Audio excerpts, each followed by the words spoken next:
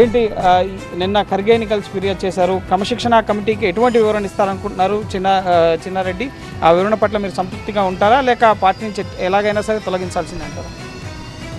ఇప్పుడు ఒక 4 రోజుల కిందట గోపాల్పేట్ మండల్, ఆయన సొంత మండలం అని చెప్పుకుని వనపర్తి కాన్స్టిట్యున్సీ తెలంగాణ స్టేట్లో ఒక పార్టీ ఆఫీస్ ఓపెన్ చేయడానికి పోయే ఫస్ట్ క్రమశిక్షణ తప్పిండు ఆయన.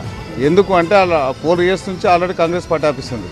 సెకండ్ పార్టీ ఆఫీస్ ఓపెన్ చేసే మొదటి తప్పు చేస్తున్నాడు. దాని తర్వాత అక్కడ స్పీచ్ అరేంజ్ చేస్తే ఆ స్పీచ్లో రెండు మూడు విషయాల మీద ఆయన మాట్లాడున్నాడు. ఒకటి, అధిష్టానాన్ని తప్పుపట్టే విధంగా మాట్లాడున్నాడు. దాంతోపాటు ఇంకా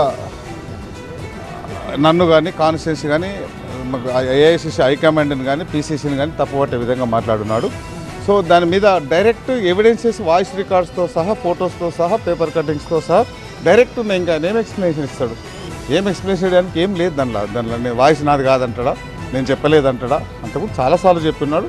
మొన్న ఇంకా లైన్ దాటి మాట్లాడున్నాడు. కాబట్టి మేమంతా వనపర్తి ఆయనకు మద్దతుగా గాంధీ భవన్లో ఆయన అనుచర వర్గం నిరసనలు, ధర్నాలు మీకు వ్యతిరేకంగా చేశారు. సో ఈరోజు మీరు ఇక్కడ మీ అనుచర వర్గంతో ఢిల్లీలో అధిష్టానాన్ని కలుస్తున్నారు. ఏం జరుగుతుంది అసలు వనపర్తి? అనుచరులు అని చెప్పాల్సి వస్తే ఇక్కడ ఉన్న వాళ్ళంతా ఇక్కడ పాత కాంగ్రెస్ 40 ఏళ్ళు భుజాల మీద పెట్టుకొని ఆయన మోసిన వాళ్ళు ఇక్కడ ఉన్నోళ్ళు.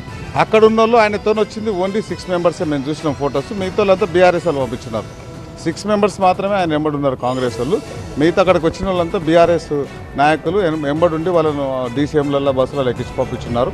అక్కడ ఎవరు అనుచరులు లేరు. ఏది ఏమైనా కాంగ్రెస్ పార్టీకి సంబంధించిన ఆయన అట్లా కాంగ్రెస్ వర్గము, కాంగ్రెస్ అనుచరులు అని చెప్పుకుంటున్నాను. నేను అట్లా చెప్పుకోవట్లేదు.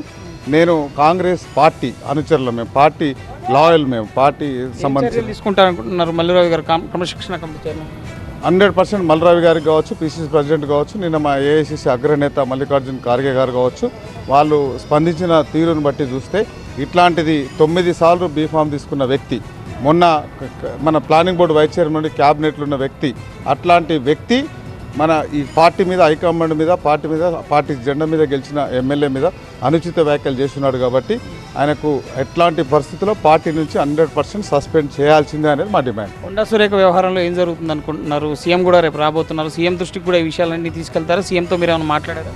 సీఎం గారు ముందు రోజు నేను ప్రయత్నం చేస్తున్నాను. సో మేము ఇట్లా చేస్తున్నాం, ఇట్లా లైన్ దాటి మాట్లాడున్నాను. మీరు ఇంత గౌరవించిన అది చేస్తున్నారు. 2 విషయాలు ఇక్కడ. ఒకటి, కొండా సురేఖ గారిది. కొండా సురేఖ గారు ఆల్రెడీ మంత్రి, ఇంకా దానికంటే పెద్ద పోస్ట్ ఏమి వేయాలి వాళ్ళకు? సో వాళ్ళు కూడా లైన్ దాటి మాట్లాడినారు. దాంతోపాటు చిన్నారెడ్డి కూడా క్యాబినెట్ పోయే ర్యాంక్ ఇచ్చి ప్లానింగ్ బోర్డు వైస్ చైర్మన్ ఇచ్చున్నారు. దీనికంటే ఇంకెక్కువ పోస్ట్ చేయాలి. రాజగోపాల్ రెడ్డి గారు కూడా మాట్లాడుతున్నారు. రాజగోపాల్ రెడ్డి గారిది డిఫరెంట్ ఇష్యూ.